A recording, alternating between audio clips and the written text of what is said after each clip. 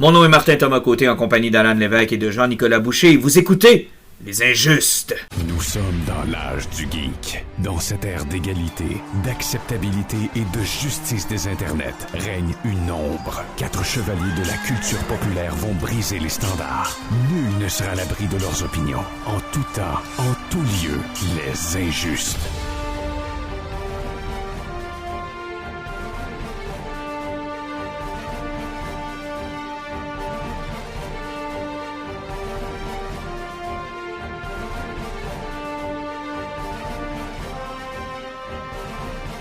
Messieurs, bonsoir! Bonsoir. Salut, je suis dans le studio à soir. Oui, ça paraît, il y a une énergie et aussi une tension sexuelle qui est inexplicable. Ouais, qu'on retrouve seulement par la voix d'habitude, mais là, je peux poigner les cuissons un peu.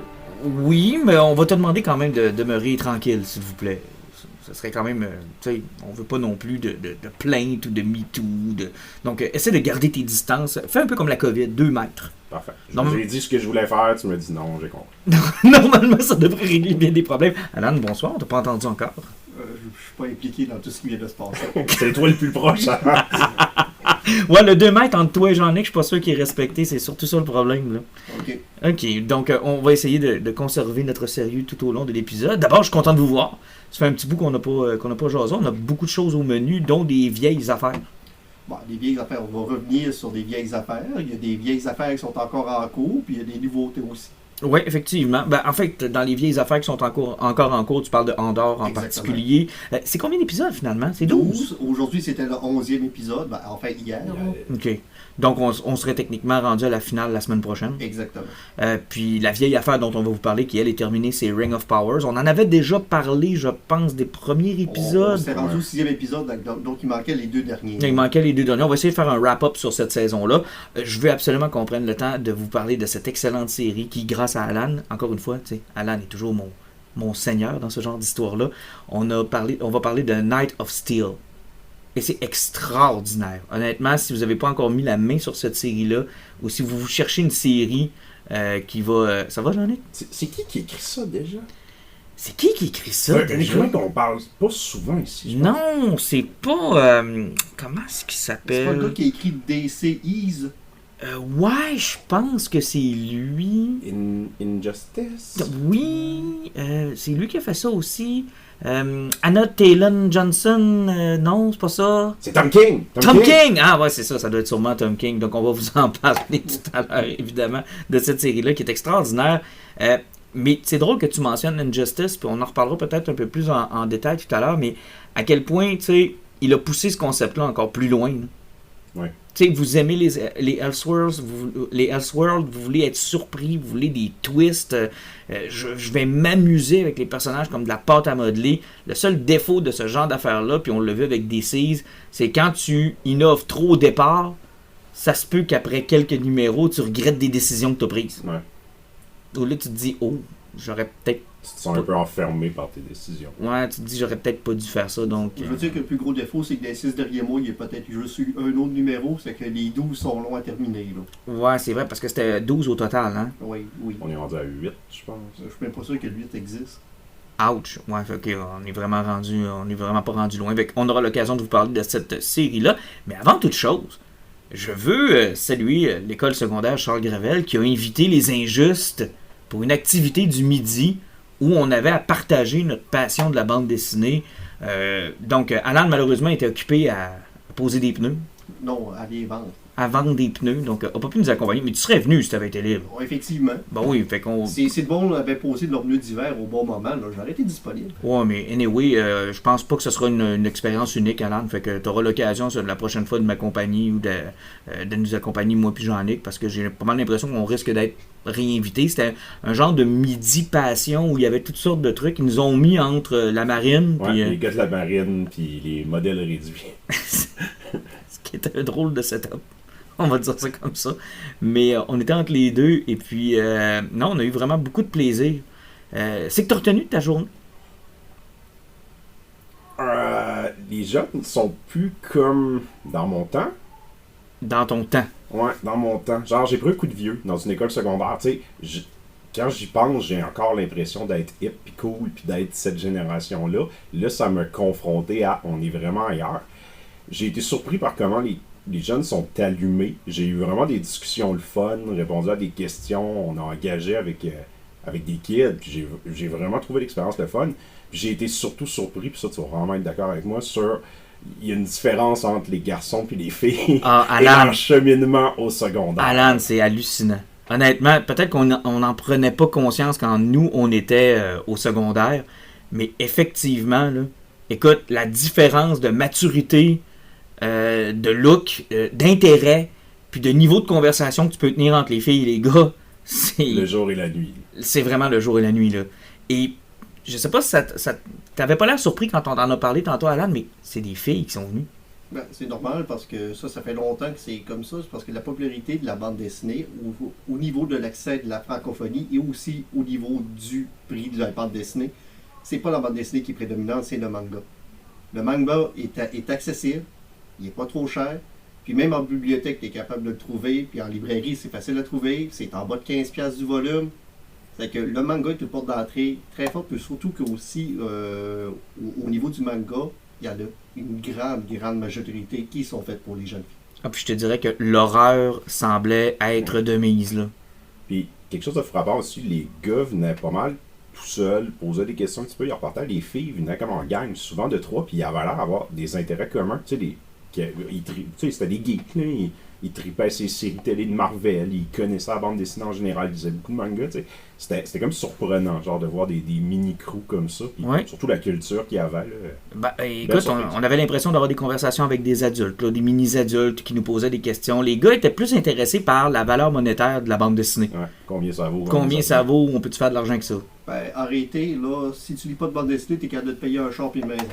Oui, on est tous riches, on n'avait pas de bande dessinée à lire, effectivement. Et des fois, on oublie aussi, tu sais, on avait étalé devant nous une tonne de bandes dessinées, tu sais, on avait du comique américain, un petit peu de québécois, on avait de l'horreur, du manga.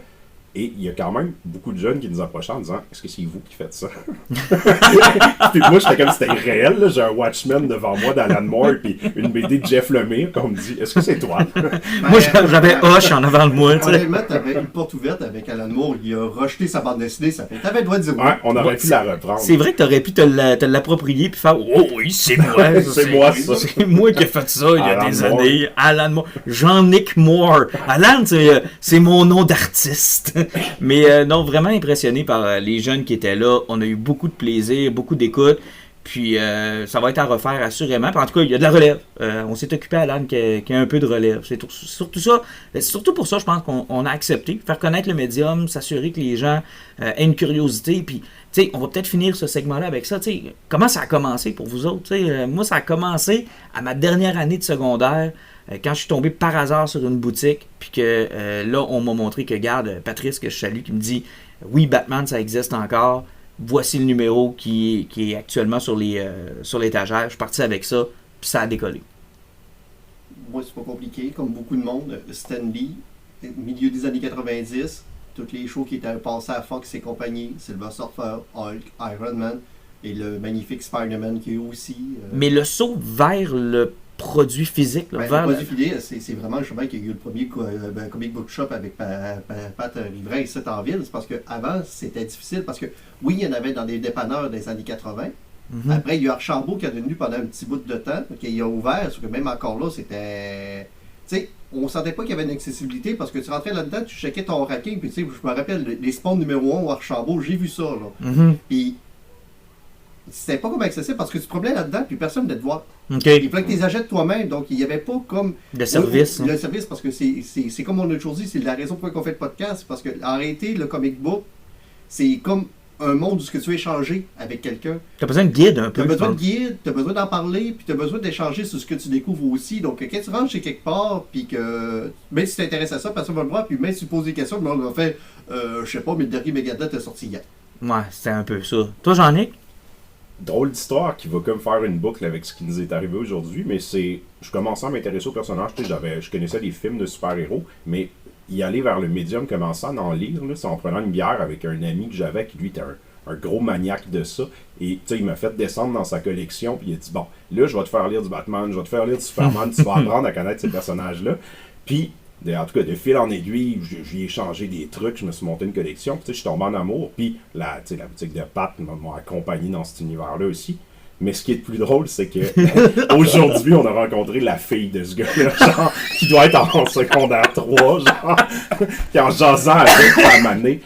C'est ça, je pense que la fille à Fred. Là, enfin oui. Là, je suis là, oh mon Dieu, ok. Puis là, on genre, allume c'est tous ton les père deux. qui m'a initié à la bande dessinée. On allume tous les deux en même temps. Je fais comme, hey, la figurine en avant sur la table que j'ai mis, Ouais. je pense que je l'ai achetée à ton père. Ce Watchmen-là vient probablement de sa collection aussi. C'était vraiment un drôle de moment. Là. On a vraiment Tu prends un pogné de coup quoi. vieux, là. Puis tu sais, genre, les histoires que Jean-Nic lui racontait, parce que là, il y avait les étoiles des yeux, de faire comme, waouh, je vis quelque chose, elle était juste pas née. Fait qu'il y avait devant lui le temps représenté en humain. Ouais. Depuis combien de temps il lit du comic? Genre, le temps que ça a pris pour qu'il lise, tu sais, depuis combien de temps il lit du comic, lui parlait. Ouais. Ça a pu créer une personne avec qui faire une Ça a créé une personne. C'était assez incroyable. Mais bref, salutations à Fred qui sûrement nous écoute. On a eu bien du fun avec ta fille. C'était très, très, très drôle. Bon, dis de même, c'était un peu spécial. Là. J'aurais pas dû dire ça de même. On a eu du plaisir à jaser avec ta fille. On le coupe au montage. On va le couper ça au montage. Mais On commençait avec des MeToo et compagnie. Ben oui. Encore une fois, on va se faire censurer à cause de vos niaiseries. je le sais, je suis désolé, la presse va être sur notre dos. D'après moi, on est le dossier de la presse plus la semaine J'ai prochaine. l'impression qu'Apple Podcast va nous criser dehors aussi. Là, Vous avez pas vu Martin essayer d'impressionner petite fille en utilisant des trucs que Jake Dion y avait dit? Hey, essaye pas, là. Il y a un moment donné, j'ai été obligé d'être très franc avec une jeune fille parce que je lui parlais, tu sais, de la dernière BD. Elle avait la dernière BD de Jake dans les mains. Puis là, elle dit, est-ce que tu peux m'en parler un peu? J'ai dit, honnêtement, j'aimerais ça t'en parler, mais je me suis fait dire par l'auteur que je l'avais pas compris. Fait que je suis mieux de pas te la raconter. Ce qui est, la petite fille me regarde, fait comme, what? T'as parlé à l'auteur, 1, puis 2, tu l'as pas compris. Pourquoi tu l'as amené? Je sais pas quoi te répondre, man. Mais c'était assez spécial. Mais la prochaine fois, Alan, c'est sûr qu'il faut que tu sois là, puis ça va être intéressant de voir les constats que tu vas faire, parce que nous autres, aujourd'hui, on s'est amusés beaucoup. Là. Ouais, On a eu belle expérience. vraiment beaucoup de plaisir. Salutations à Tommy, salutations à Guillaume, qui est un auditeur aussi, qui est un des propriétaires Aux Deux Légendes, Oui. qui est venu nous voir, qui est venu nous parler du podcast, qui Et de nous son écoutait. amour pour Ring of Power. Écoute, on te compte ça, puis on finit avec ça, OK?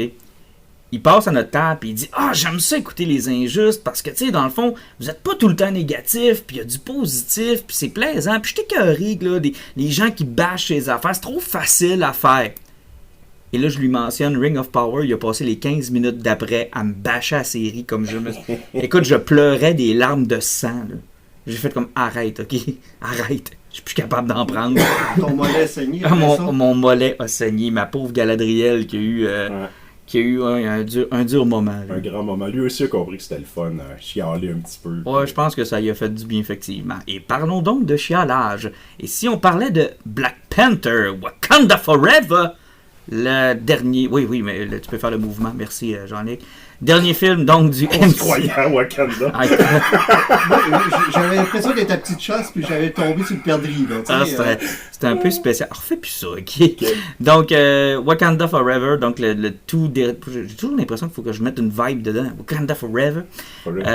Donc, dernier film du Marvel Universe. L'as-tu vu, Jean-Luc? Oui, je l'ai vu. Ok, c'est parfait, parce qu'on n'était pas ensemble quand on l'a vu. Moi puis Alan, on est allés ensemble. Je savais que vous seriez surpris, mais oui. T'es vraiment allé là? Ah, ouais. T'es sûr que tu l'as pas downloadé de façon illégale?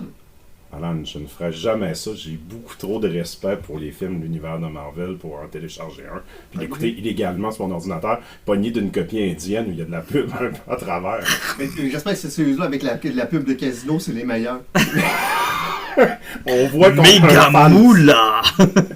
Seigneur. Mm-hmm. Mais bon, parlons-en donc de ce film-là. Est-ce qu'on fait une tournée générale d'appréciation avant d'aller peut-être un peu plus dans le... Oui, on peut. On peut y aller comme ça? On commence? Tiens, Alan, commence. Moi, je vais commencer avec la première impression. J'ai beaucoup aimé l'opening du film, qui est le logo de Marvel est arrivé avec beaucoup d'images de Chadwick et surtout 1 minute de silence pendant qu'il présentait le Marvel. C'était beau, hein? Je dirais qu'en partant, tu voyais que le film voulait donner un hommage à l'acteur, puis ce qu'il avait apporté à l'univers Marvel et aussi à la communauté noire, parce que par le succès de ce film-là. J'ai beaucoup aimé ce point-là. Après, le début du film, tu sais, en gros, le film dure 2h47. Je peux pas dire que j'ai vraiment détesté ça. Je peux pas dire que j'ai eu beaucoup de fun. J'ai trouvé que au niveau des effets spéciaux puis de la présentation, c'était inégal. J'ai trouvé un troisième acte qui était très fort et une finale qui était décevante. J'ai pas compris comment le film était monté. Moi, je te dirais qu'un peu comme toi, le début va laisser présager. Ça va, Jean-Luc, tu mourras pas? Oui, ok, c'est vrai. Je suis juste sûr que tu vas finir l'épisode avec nous autres. Je te dirais que le début m'a effectivement touché et m'a surtout envoyé le signal qu'on allait assister à quelque chose qui n'était peut-être pas dans le grand plan de Marvel de la phase 4. Là. On allait peut-être avoir quelque chose qui n'aura pas des jokes aux 2 secondes. On va peut-être... Puis, depuis Shang-Chi, c'est leur meilleur. C'est pas sans défaut. Là. C'est pas ce que je suis en train de vous dire. Mais je vous dis que depuis Shang-Chi, dans cette phase 4, qui on vous le dit depuis déjà plusieurs épisodes, on sait pas ce que ça s'en va. Là, avec Ant-Man, on semble vouloir arriver à nous présenter le gros méchant de cette phase-là. Là. Mais il est minuit moins une pour nous présenter votre gros méchant. Là. C'était le dernier film de la phase 4. Ant-Man? Ah non, Black Panther. Black Panther, c'est la... Ant-Man, c'est le premier de la phase 5. Ok, fait que la phase 4, elle servait à fuck all. C'était la fin. Mais ça, je t'écoutais, j'étais là... Mais oui, mais ça a servi à fuck all. Moi aussi, pendant un bout de temps, j'étais sûr que Ant-Man, c'était vraiment le dernier film qui allait présenter la phase 5, mais non, Ant-Man ou la phase 5. Mais oui, mais Chris, il n'y a pas de fin à phase 4. C'est la phase... On a essayé, on s'est enfargé, puis... Tu remarqueras que toutes les autres séries de Marvel qui ne sont pas encore sorties et autres ont toutes des problèmes de production, puis il y a des remaniements partout. Là, hein. Okay. La phase 4 n'a pas passé. Ah non, ça marche pas. Ben, il n'y avait pas de plan, il n'y avait pas de direction, et ça ressemblait étrangement à ce bordel qu'on a vécu avec la trilogie de Star Wars avec Rian Johnson et J.J. Abrams. Pas de début, pas de fin. Là. Ça ressemble à la phase 1, en fait. Il y a des présentations de nouveaux personnages. Ils vont un petit peu à gauche, pas à droite. Ils essaient des affaires différentes, mais il n'y a pas de cohésion vraiment. Premières impressions pour Black Panther? Je suis d'accord avec toi. Je dirais que depuis Shang-Chi, moi je pense que c'est comme le meilleur qu'ils ont fait dans phase 4, mais en même temps, c'est ça. La phase 4, c'est plutôt inégal, et il n'y a pas grand chose qui s'est démarqué. C'est un accident de char, là. Ouais. Je trouve que c'est un bon film de Marvel. Genre, le monde chialait Doctor Strange, ils ont chialé Star pour certains éléments. Celui-là, c'est comme plus dur de tomber sur un point qui est vraiment de le tordre à la frite, mais en même temps, je pense pas que le film va passer à l'histoire comme le premier. Il n'y a pas grand-chose qui fait exceptionnellement bien non plus, mais c'est ça, la réalisation est vraiment ça à coche. Il y a des scènes qui sont touchantes au bout. L'histoire se tient quand même bien. Il y a beaucoup de bonnes idées, mais ça reste qu'il n'y a pas grand-chose de transcendant dans ce film-là. Mais bon, on est sévère pareil. Mais je veux dire, à quel point on est tellement habitué maintenant puis qu'on se dit... Ben là, on est rendu 30 films in. 31, là. Ouais, comment ça dit stop? Parce que je pense que le film a été victime un petit peu justement de l'hommage qu'il voulait rendre, puis aussi du deuil qu'il voulait donner à Chadwick, parce que les minutes de silence, j'en avais parlé quand on a été voir le film, je pense qu'il y en a 5 pendant le film. Ouais. On a une grosse séance de funérailles au début avec la mort de Black Panther, avec ses funérailles. Il trouve le moyen, dans le milieu du film, de tuer sa mère et d'en faire une autre séquence de funérailles, encore, du mourning, encore du deuil. C'est que, je sais pas pourquoi, ce film-là était enterré sur le deuil et sur le sérieux, et toutes les discussions étaient souvent portées sur ça, donc ultra monotone. Puis t'en remarqueras aussi, quelqu'un me parlait, il n'y avait jamais de musique pour mettre l'emphase sur l'importance des dialogues, puisqu'il y a des acteurs vivants par rapport à la mort. Mais ils nous l'ont mis. Ils ont tué 2 personnes dans le film. Mm-hmm. Moi, ça fait que ce bout-là, moi, je l'ai trouvé lourd. Ouais, ce bout-là est lourd, puis je trouve que ce bout-là aussi retarde le véritable bout intéressant qui, selon moi, a été sous-exploité. Shuri, elle n'est pas un personnage inintéressant, et quand elle devient Black Panther, elle devient un peu le mélange de Killmonger et de T'Challa. La confronter. Mais ils sont pas allés assez loin que ça, là. C'était tellement une bonne idée qu'ils ont balayé. Alors que c'était tellement bon, ils venaient de donner raison aux vilains du premier film, et ils auraient pu toffer ça jusqu'à la fin pour nous laisser comme ok, sérieux, ils viennent de faire gagner le vilain du premier film, puis où est-ce que ça s'en va, tu sais? Moi, honnêtement, je trouve qu'ils ont abandonné une excellente idée. Effectivement, parce que le gros caméo du film, la grosse surprise, là, on va parler de Navarre tout après, ça a été Michael B. Jordan qui s'est présenté dans son rêve, qui a réussi à prendre la plante pour devenir Black Panther. Donc Shuri, qui était comme vraiment pas de bonne humeur parce que son frère était mort de façon stupide à cause d'une maladie qu'elle n'a pas réussi à soigner, c'est qu'elle est vraiment fâchée contre elle-même.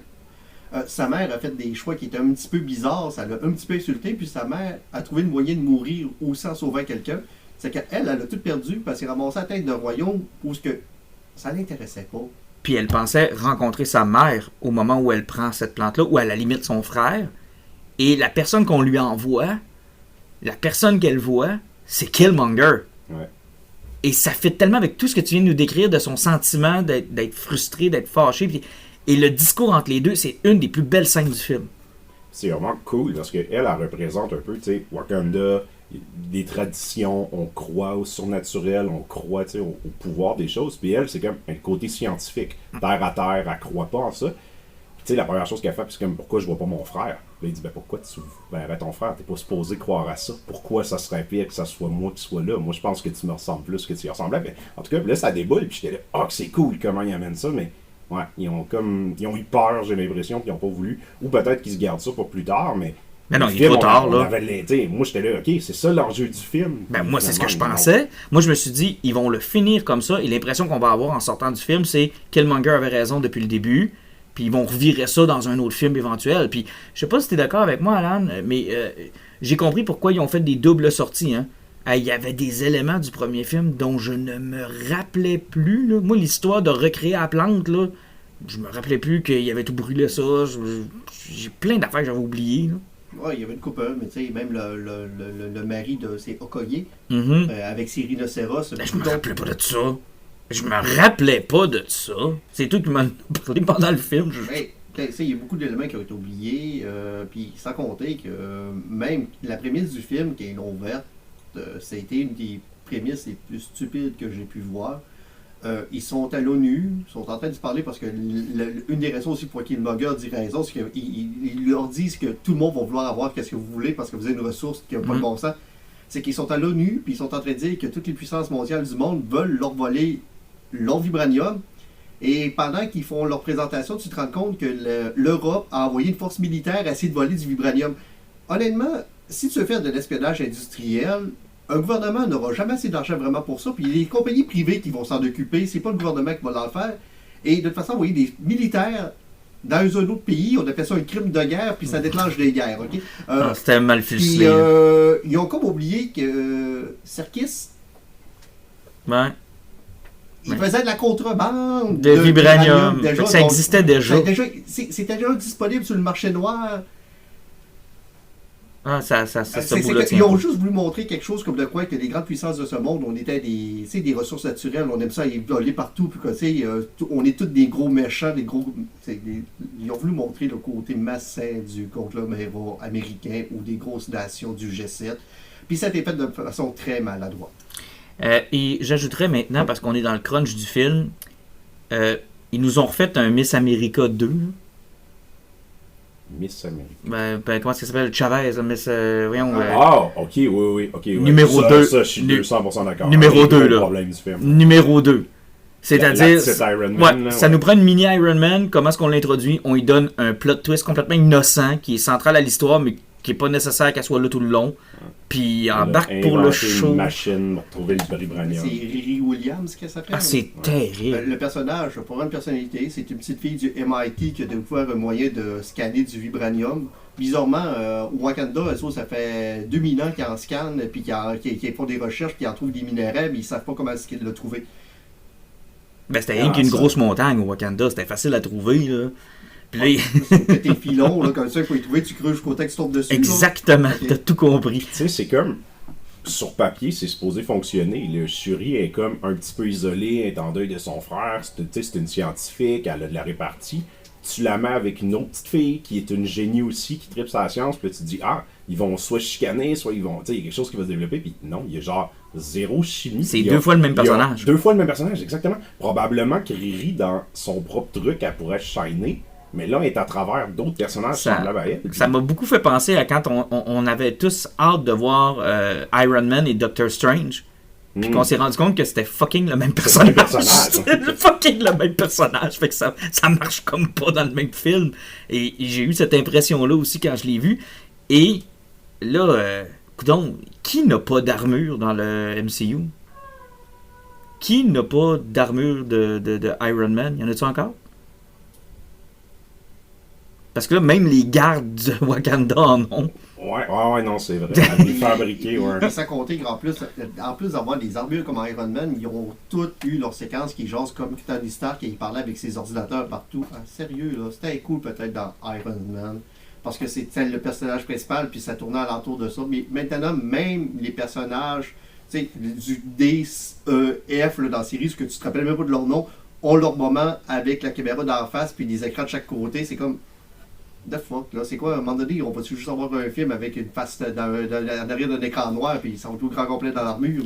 Puis je sais pas si tu l'as senti, Jean-Nic, dans ton visionnement de ta grande salle de cinéma où tu étais. Oui, avec tous les spectateurs qui m'entouraient. Oui, mais sais-tu moi, ils ont encore filmé pour des effets 3D alors que plus personne n'utilise ça. Oui, ça a été encore fait pour ça. Les explosions d'eau, les passes chemin d'armure d'Iron Man. Et parlant de l'armure de Riri Williams, là, on parlait tantôt de manga. Là. Mm-hmm. Étais-tu laide son armure? Et qu'elle était laide. C'était terrible. Ouais, c'est vrai que ça faisait un robot d'animé. C'était vraiment pas beau. Ils n'ont pas donné une personnalité qui était intéressante. Elle avait l'air d'une armure, tu sais, un peu comme dans Iron Man 3, là, toutes ces armures que nous avons oubliées, là, parce qu'elles étaient toutes pas très belles, là, ben ça avait l'air d'une de ces armures-là. Tu sais, elle a pas de design iconique où on a fait comme « Oh, wow, je veux une figurine de Riri Williams. » Tu sais, personne veut une figurine de Riri Williams. Je peux comprendre que c'est peut-être pas le produit final. Là. Clairement, moi, je sentais ils la mettent là parce qu'elle a une série Disney Plus qui s'en vient. Ouais, mais c'est America, c'est la même affaire. Elle servait à rien à pas America, faire avancer. elle n'avait pas de série. America, c'était un personnage mal écrit. Ça, je le sentais comme... Ouais, ils se sont fait dire faut que tu l'introduis dans un film qui a déjà ben des affaires à raconter, introduire. Puis tu sais, t'es comme... On n'est même pas encore allé avec les Tocan, j'oublie le nom, mais Namor, sa gang, tu sais, qui rien qu'à ça, là, rien qu'avec ça, t'en avais assez de faire le film. Ben, ça explique peut-être le 2h47 minutes. C'est Frodo aussi? Frodo... Ben, le gars de la CIA. Oui, Bilbo. Lui, il est rien que là pour la CIA. Lui, ça sert à rien. Lui, c'est juste parce qu'il était marié avec la fille des Thunderbolts qu'on a vu à la fin de la série Hawkeye. C'était juste pour la présenter dans... Sérieusement, tout le plot twist avec la CIA, là... Ça servait à rien. Absolument rien. Du début jusqu'à la fin du film, là, absolument à rien. Non, ça, là, vous avez raison. Ça a seté Thunderbolt et that's it, that's all. Et ça m'a fait penser un peu... on a été un peu... Puis tu sais, ça a peut-être rapport avec le fait que c'est le dernier film de cette phase-là. Mais tu sais, un peu Avenger Age of Ultron, là. Voici un peu de Riri. Voici un peu de CIA. Voici un peu de... C'est le problème de la phase 4. C'est parce que aucun film a présenté aucun élément des autres films. Excuse-moi, là, les premières séries qui sont sorties chez Disney+, on parle des affaires d'au-dessus de 3 ans. Là, ouais. Ces personnages-là qui ont signé un contrat puis apparu quelque part, là, on les a tous oubliés. Tu sais, Hawkeye, là, la petite Hawkeye. Ouais, personne ne se souvient d'elle. Elle était mauve. Ouais, personne ne s'en souvient. Puis le problème, c'est que quand ils vont faire le film là, dans 3 ans, puis qu'ils vont ramener des nouveaux vieux Avengers, puis que là, on va avoir elle, là, la petite Hawkeye, là, le monde va faire OK, c'est la fille qui était là dans la série de là 3 ans. Puis ça, je veux dire, il faut que tu fasses vivre quand même ces personnages. Ouais, mais pas rien que ça. Là, ils sont en train de setter les New Avengers, puis on les voit, là, ils sont dispersés un peu partout. Mais attention au phénomène Stranger Things, là. Quand tout ce monde-là va être assemble en 2027, là. Puis ils vont tout avoir 35 ans. Qui vont tout avoir, qui seront tous plus des jeunes enfants. Des Young Avengers. Mais ça marchera plus, là. Il y en a là-dedans qui vont avoir pris le envol, là. Il y en a là-dedans qui seront plus de jeunes. Ça marchera plus, là. Tu sais, la petite America, là, c'est elle dans l'équipe. D'après moi, on la reconnaîtra pas, mais qu'elle arrive, là.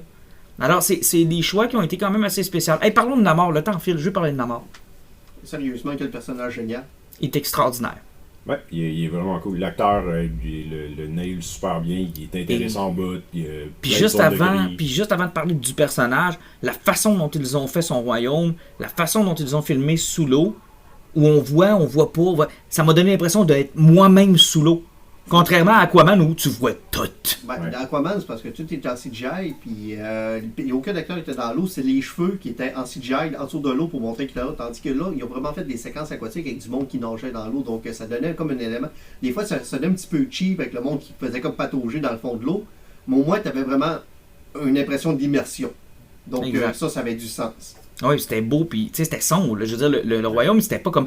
Mais il y avait pas le choix parce que c'était clair que les gens allaient comparer les deux. Fait que je pense qu'ils ont fait le choix de toute manière. En plus, Aquaman, c'est 100% ça. Ouais. Là, c'était un petit élément dans le film. Fait qu'ils se sont dit, on va se distancier. Mais je pense qu'ils ont fait un contraste aussi avec le Wakanda. Parce qu'à chaque fois qu'on arrive au Wakanda, les plans sont incroyables, c'est magnifique, c'est beau, c'est coloré. Alors que quand tu arrivais dans le royaume de Namor, c'était comme, on est plus vieux que vous autres encore, puis pourtant, c'est tout tout en sobriété. C'est Hein. une petite communauté secrète qui C'est veut ça. être protégée puis qui veut pas être connue du monde, mais malheureusement, le monde se sont rendus à eux puis ont été tués.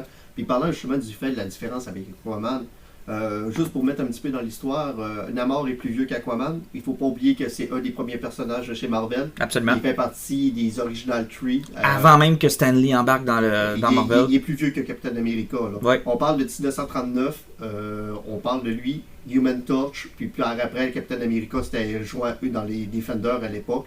Donc c'est très vieux, c'est que le fait que c'est le roi de l'Atlantide, que ça soit un hybride humain et d'une personne de l'Atlantide, ça vient avant Aquaman. Ils auraient pu utiliser ça, mais ils ont respecté ce qui s'est passé chez DC, puis ils ont décidé d'y aller avec une autre tangente, comme de quoi c'est un descendant Inca. Sérieusement, c'était une belle façon aussi de parler des problèmes d'exploitation, parce que je pense que c'est des problèmes du Wakanda.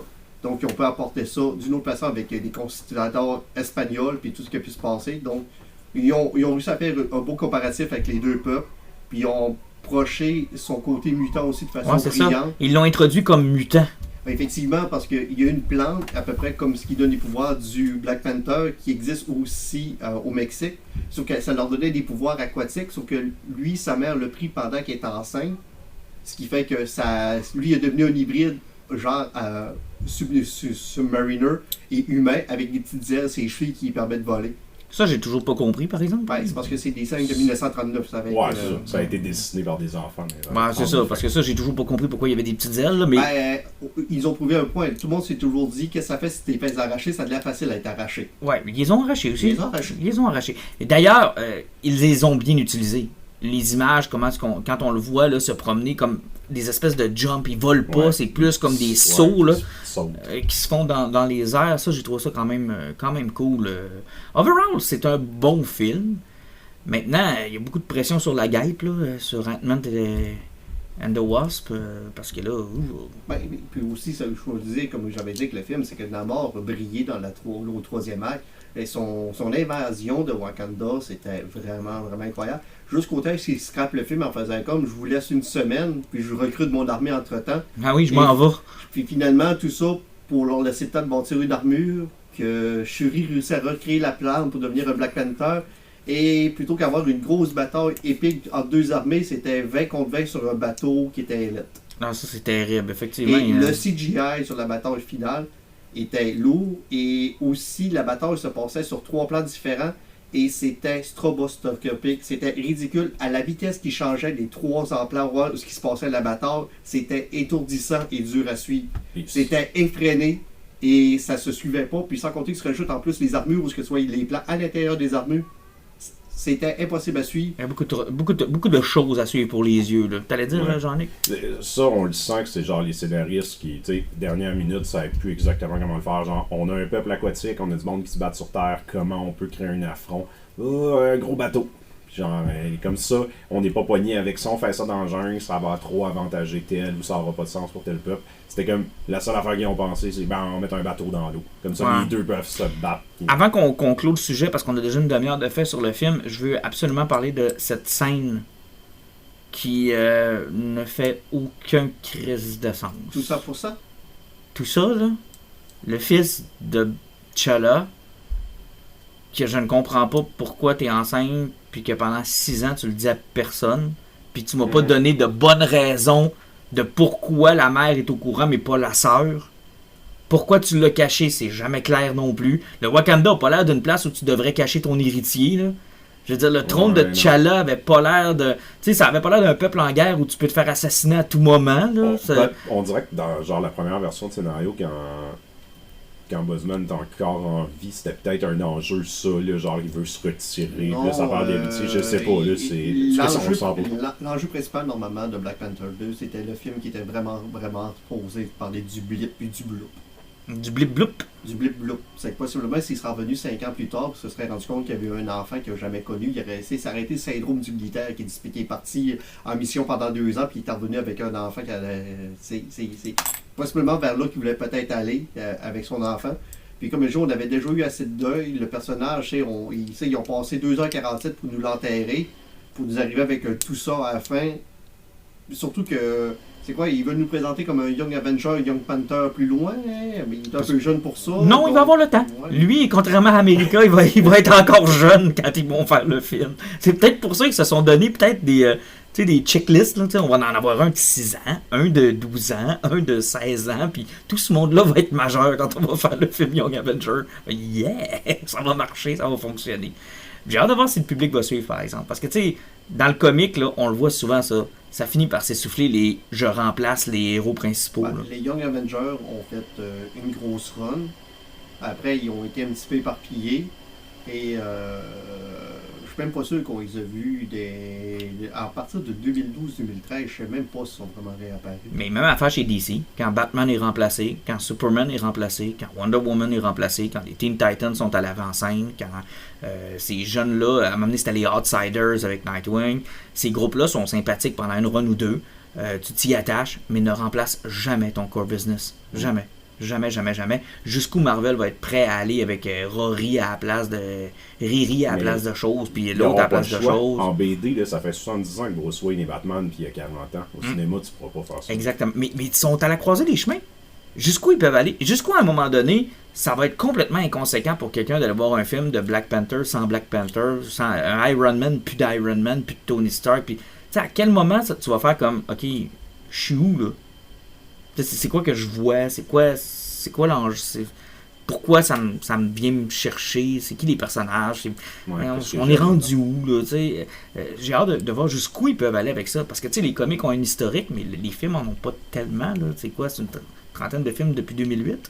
Oui, puis présentement, il vient d'en avoir 6 qui s'avèrent genre à rien. Là, donc, à peu près 5e de tes films qui ont. Puis ça, on parle aussi des Iron Man 2 et compagnie de ce monde qui n'ont pas servi à grand chose parce qu'ils étaient entre deux phases aussi. Thor 2. Thor 2. Iron Man 3. Hey, c'était bon, Iron Man 3. Arrête, il y a juste toi qui aimais ça. Va réécouter Predator, là, puis reviens nous en jaser. Ah, on parlait de Lord of the Rings, parler d'une affaire que Yann Martin a aimé. Bon, ok, on y va avec ça. Là, je t'avertis tout de suite, Alan, j'ai eu mon beat-up aujourd'hui. Je suis déjà à terre, donc tout ce que tu vas avoir à faire, c'est me piler dessus. J'ai arrêté au 5e épisode, c'est que je peux pas te fesser dessus longtemps. Bon, en fait, les gros reveals sont exactement ceux qu'on avait prévus. C'est-à-dire que Sauron, c'est Halbrand, que moi je voyais plutôt comme un Witch King ou encore peut-être un roi des morts dans Return of the King. Finalement, c'est Sauron, ce qui est une théorie qui circulait abondamment, soit dit en passant. Et l'étranger, le venu du ciel, c'est Gandalf. C'est Gandalf. Ben, quoique ça, c'est pas clair encore, par exemple. Oui.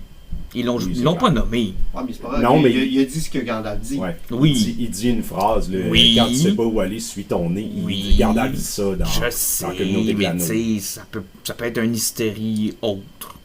Mais pourquoi à ce moment-là, il aurait senti Parce le besoin d'aller chercher une phrase qu'un personnage... Parce que t'as le double payoff. T'as le Tu payoff... penses vraiment qu'ils ont pensé à ça? Oui. Oui, T'as hein? le double payoff. T'as le payoff de faire aux gens « Wow, c'était Gandalf, je suis content », puis de recommencer ta deuxième saison avec « Finalement, ce n'était pas Gandalf ». Non, mais j'ai l'impression que tu essaies de rendre le show plus brillant qu'il l'était. Arrête, j'ai aimé ça. J'ai eu du fun dans ce show-là. Je sais pas comment vous l'expliquer. Je cherche depuis que j'ai mangé ma volée à l'école tout à l'heure. Je cherche des mots, des arguments. Mais savez-vous quoi? Je suis en paix moi-même. J'ai pas le goût de vous convaincre. J'ai aimé ça. J'ai juste aimé ça. J'étais avec ma blonde. On les a écoutés. On les a attendus à chaque vendredi. J'ai passé de bons moments. Les images étaient superbes. Moi, Galadriel, même si tout le monde se plaît à la détester, j'ai trouvé que c'était le fun de la voir. J'ai aimé l'actrice, j'ai aimé le personnage, la drive du personnage. Puis, gars, je m'en fous. J'ai aimé ça, point. Puis, savez-vous quoi? J'ai pas le goût de me conformer parce que tout le monde a haï ça. J'ai aimé ça. Totalement le droit. Et je pense qu'il y en a plus qu'on le pense qui ont aimé ça, mais qui n'ont pas le goût de faire face à toute la critique, à devoir défendre l'œuvre, à devoir expliquer pourquoi ils ont aimé ça. Puis ils doivent juste se dire, gars, fuck off, moi je l'ai écouté, j'ai eu du fun, puis manger de la boîte. Puis pendant ce temps-là, la haine continue de se déverser. Ton frère fait demander si tu y vas après. La haine... la haine déverse là-dessus. Puis, comme je dis à Jean-Nic, je suis pas sûr que la haine... je pense qu'elle est divisée en deux. Il y en a qui ont vraiment pas aimé ça, pour de bonnes raisons scénaristiques et autres, ou que je vais vous laisser expliquer. Mais je pense qu'il y en a beaucoup aussi qui se sont forcés à détester ça ou qui s'est parti avec une prise à cause que c'est Amazon. Effectivement, moi, je suis parti avec une opinion négative parce que je suis plus capable du Seigneur des Anneaux. Pour moi, Peter Jackson a tué le Seigneur des Anneaux. Donc, quand je suis arrivé avec cette série-là, direct en partant, J'ai essayé, tu sais, j'ai pas détesté ça, j'ai juste, mon intérêt n'existe juste pas, parce que moi, tu me parles des films de Peter Jackson, j'ai encore mes Blu-ray qui sont dans ma bibliothèque, j'ai envie de les brûler, là, tu sais. Pourquoi t'as ça? Si t'es aimes pas? Ben, parce qu'au début, quand c'est sorti, c'était pas si pire que ça, puis quand les versions longues ont sorti, ben, j'ai encore été plus déçu, puis c'est pas mal ça, là. Puis quand le Hobbit a sorti, on va pas dire que Non, ça ça c'est une catastrophe. Là. Pour moi, le Hobbit, la trilogie du Hobbit, c'est Star Wars épisode 1, 2, 3 de Peter Jackson. Moi, c'est plus en adamantium qui a été mis dans le cercueil. Là, ça n'enlève plus ça, celui-là. c'est terrible. Il n'y a rien à tirer de ces trois adaptations-là. Mais pour Ring of Power, j'ai eu beaucoup de plaisir. Mais je pense qu'il y a eu beaucoup de politique. Puis il y a eu beaucoup de Amazon, Jeff Bezos, les méchants. Puis ils ont détruit l'œuvre. Puis, c'est parce que je pense que c'est pas qu'ils ont vraiment détruit l'œuvre. C'est qu'ils l'ont adapté à leur façon. Sauf que je pense que c'est le même problème qu'on a avec Marvel. Puis le budget qui était limité. Tu sais, la façon qu'ils ont présenté le mont Doom. Mount Doom. Tu vois que quand tu as trop d'argent, tu peux faire n'importe quoi. Visuellement, je l'ai pas vu, mais de la façon que tout le monde le décrit, je suis convaincu que c'était super beau. C'était magnifique. Mais sauf que ça fait-tu du sens? Non. C'est ça qui arrive. T'es rendu là, t'es rendu contre le conflit de on peut faire de quoi qui n'a pas de sens, mais on peut le faire puis ça va être beau. Donc, puis ça fait que c'est sûr que tu vas polariser le monde. Oui, mais en même temps, tu sais, je comprends cet argument-là de voyons, c'était l'épée, il trouve, la serrure, ça n'a pas rapport, les tranchées servaient à ça, mais en même temps, là, avez-vous réécouté Skyfall? Et avez-vous essayé de comprendre le plan du méchant? À quel point tout devait arriver au bon moment pour que ce film-là fonctionne? Ok, c'est pas juste deux gars qui étaient en crise parce qu'ils avaient perdu leur belle puis ils voulaient être ensemble. Oui, mais le plan, là, le métro devait sauter au bon moment pendant que James Bond était là, sans le tuer, parce que à tout moment, si James Bond mourait dans ce film-là... T'es-tu en train d'expliquer ton amour pour la série Seigneur des Anneaux par le scénario d'un mauvais James Bond? Ouais. Et je vais aller plus loin que ça, c'est la même chose pour The Dark Knight. Tout le monde a aimé Skyfall, pourtant j'ai jamais compris pourquoi. Tout le monde a aimé The Dark Knight. Mais avez-vous idée à quel point le plan du Joker ne fait aucun sens? Ben, regarde, le pire plan ever, Lex Luthor, Batman vs Superman. C'est terrible, ça fait aucun crise de sens, mais moi je prends pour acquis qu'on écoute un hostie de film. Puis que c'est pas là pour faire nécessairement toujours du sens. Ben, effectivement, c'est le problème de tous les films. On a parlé avec Black Adam la dernière fois. Ce film-là souffre de son exposition. Mais enlève cette exposition-là, ce film-là, pas de sens, parce qu'ils ont 2600 ans d'histoire à expliquer des personnages en 1h45. C'est sûr qu'ils sont noyés de monde dans l'exposition. C'est sûr qu'il y a plein de choses qui n'auront pas de sens parce qu'ils doivent expliquer aux téléspectateurs qu'est-ce qui se passe pour pas les perdre. C'est comme un show de musique rendu là. Tu t'écoutes, tu regardes, puis tu enjoy, là. En même temps, il y avait le luxe d'avoir, Tolkien, il l'a mappé tout ça. Il l'a pas tout raconté dans les détails, mais les grandes lignes sont là. Moi, là, j'en suis un, j'en ai rien à foutre que ça respecte ou non l'œuvre de Tolkien. Je suis désolé. Oui, c'est un chef-d'œuvre. Ça me dérange pas. Quand tu fais une adaptation, t'en fais ce que tu veux. Moi, je t'en paie avec ça. Le problème que j'ai, c'est que là, ils se sont mis à la fois les fans de Tolkien à dos parce qu'ils n'ont pas respecté l'œuvre, mais selon moi, ils n'ont pas fait une bonne série non plus. Moi, je me dis, cette série-là, si ça s'appelait pas Ring of Power, si c'était une série genre d'un roman de fantasy pas trop connu, il n'y a personne qui aurait écouté ça. Non. Ça aurait tombé, sur Amazon, ça aurait été pire que Wheel of Time. Là. Ça aurait été publié par tout le monde. En fait, le problème, puis c'est souvent ça, c'est que pour raconter ce genre d'histoire-là, maintenant, on doit se coller à des noms parce qu'on n'aurait pas vu l'intérêt de suivre la deuxième saison, puis peut-être qu'on se serait privé de quelque chose parce que des fois, c'est après 3, 4, 5, 6 saisons que le payoff vient. Ouais. Mais tu sais, maintenant, on n'a plus de patience. Il faut que ça paye off tout de suite, puis il faut que ça soit bon tout de suite, puis il faut qu'on comprenne tout de suite, puis il faut que ça fasse du sens tout de suite, puis il faut que ça soit tout de suite, tout de suite, tout de suite, tout de suite. Qu'est-ce qu'ils font? Ils se collent à des choses qui sont connues. Fait que là, qu'est-ce qu'ils font dans ce temps-là pour maintenir ton intérêt? C'est peut-être Gandalf. C'est peut-être Sauron. Oh, c'est peut-être un des anneaux. Oh, c'est peut-être une chose que vous avez déjà vue dans un des films. Puis au fur et à mesure qu'ils mettent ces éléments-là, ils sont obligés de raconter leur histoire en serpentant là-dedans. Ouais. Là, tu vois, moi, ça, c'est des éléments que j'ai aimés dans la série. Genre, moi, comment ils ont raconté Sauron, ça me dérange pas. C'est pas problématique. Moi, le take qu'ils font sur Sauron, je le trouve correct. Je trouve de la misère un petit peu avec la fin, puis comment ça a été barouetté, puis c'est rapide. Mais au final, je trouve que c'est pas une mauvaise idée. Ce qu'ils ont fait avec Gandalf avec les Hobbits, là, moi, je trouve ça génial. C'est probablement la meilleure partie du show. Là où j'ai de la misère, c'est comment ils ont mis en scène tout ça. Tu sais, mettons... Moi, là, que le monde, ils partent de Numénor là, en mission, ils savent pas vraiment pourquoi, ils savent pas ils vont où. Ça peut prendre genre des semaines, là, ils sont en bateau, pour arriver le soir même dans un petit village au milieu de nulle part pour sauver, là où l'Axe du Mal s'est donné rendez-vous pour détruire un village perdu. Tu sais, c'est comme, je comprends là, quand tu dis tantôt, c'est pas important que tout soit logique, mais moi j'en demande comme, Un minimum. Au moins, dans ta logique interne, il faut que ça se tienne. Mais là, c'est comme plein d'idées niaiseuses. On va envoyer 5 bateaux. J'étais là, c'est pas beaucoup. Il y en a 3 qui se font brûler par le fils du chancelier. Mais finalement, ça change rien. Ça n'a aucun impact sur l'histoire, ça. Ils vont rien qu'envoyer la moitié plus de bateaux, mais c'est pas grave, c'est des bateaux magiques qui peuvent mettre 800 chevaux puis des armées au complet dessus. Tu sais, c'est comme... donnez-moi un minimum, s'il vous plaît. Il arrive effectivement en train de chevaucher, un peu comme Théoden, puis on les voit, puis il arrive exactement à l'endroit où il devait être. Mais Théoden, tu sais, il savait qu'il fallait qu'il soit là, qu'il fasse vite. Tu sais, c'est comme, il faut qu'on soit là demain soir. Là, eux autres, ils courent vers, ils savent pas quoi. Tu sais, comment ils ont fait pour savoir que c'était ce village-là, à cette journée précise-là? Il faudrait poser la question à Dwayne Johnson dans Rapide et Dangereux qui a réussi à poigner l'ambulance, sauter par-dessus un pont puis tomber sur un drôle qui passait pour voler le Gatling Gun qui était dedans. Pour moi, il y a de la parenté avec les Toretto et compagnie. Et pourtant, t'aimes ça. Fait que ça prouve que des fois, quand ça n'a pas de sens, c'est de bon. budget qui n'ont plus de bon sens, là, hein, Fast and Furious 10 vient d'à côté 340 millions de budget. Aïe aïe. J'ai aucune idée qu'elle va se passer dans ce film-là. Pour lui, il va y avoir de la course sur Mars. Peut-être qu'il va y avoir des voyages temporels, des dimensions parallèles. J'en ai aucune idée. 340 millions. Aucun film de Marvel n'a coûté ce prix-là jusqu'à maintenant. C'est incroyable. Pour des chars, dois-je vous le rappeler. Des cambriolages de chars. N'oubliez pas de racheter le mot Vin Diesel. Vin Diesel. Ça me dérange pas, c'est pas mon argent, là, mais qui ait mis 500 millions dans cette série-là, c'est magnifique. Puis, les sets sont beaux. Puis ça, j'ai pas de problème avec ça. Mais à ce tour, je me demande comment ils font pour se rentabiliser, parce que moi, le monde autour de moi, ils font pas. Ben, moi, je vais coller sur Amazon Prime pour la grande qualité de leur show, puis pour continuer, parce que, tu sais, on sait que ça sera pas avant 2 ans facile encore, la prochaine saison. Hey, comment ils vont faire pour rentabiliser ça, là? Ouais, mais... Je veux dire, Black Panther, on n'a pas trippé, tu sais, c'est pas grave, le film a déjà fait genre 400 millions, là. Ouais, mais attends, il va rentrer dans son argent tant. Bezos en a déjà parlé. Rendu là, c'est une gigantesque publicité, là. Puis, tu sais, ils sont dans des chiffres qui ont juste pas de bon sens. C'est pas, ils sont plus gros que Disney, ils sont plus gros que sont plus gros que tout ce qui existe. Disney puis Prime vivent différemment que Netflix. Netflix essaie de rentabiliser son produit.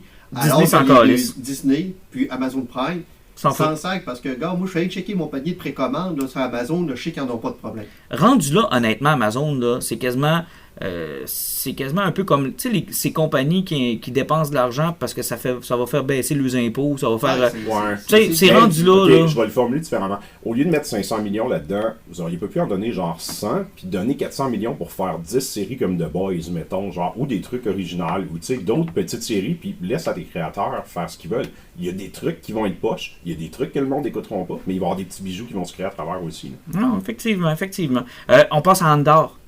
Et je me confesse, je vais te répéter ce que je t'ai dit dans notre chat privé. C'est une série d'une qualité extraordinaire. Chaque fois que je prends le temps de m'asseoir pour l'écouter, je sors de là comme si j'écoutais la liste de Schindler. Puis je fais comme, tout est à bonne place, tout est bien scénarisé, tout est beau, tout est merveilleux. Il n'y a pas tant d'action, puis quand il y en a, elle est bien placée. C'est une masterpiece, c'est un chef-d'œuvre. Mais comme la liste de Schindler, ça me prend un crise de coup de pied dans le cul pour écouter ça. Moi, j'ai réussi à mettre à jour tantôt. J'ai écouté le 11e épisode. Moi, je constate dire que les trois premiers épisodes, je n'ai pas encore compris. Puis même dans le 11e épisode, ils se sont débarrassés de la mer parce que pour moi, ils vont l'utiliser comme plot twist pour réussir à croiser le ISB puis Cassian Andor. Mais sa sœur, on n'a plus jamais entendu parler. De plus, ces 3 épisodes-là, la série a pris de tangente totalement ailleurs. Justement, c'est le totalitarisme, sur l'oppression, sur la rébellion, tout ce que ça prend.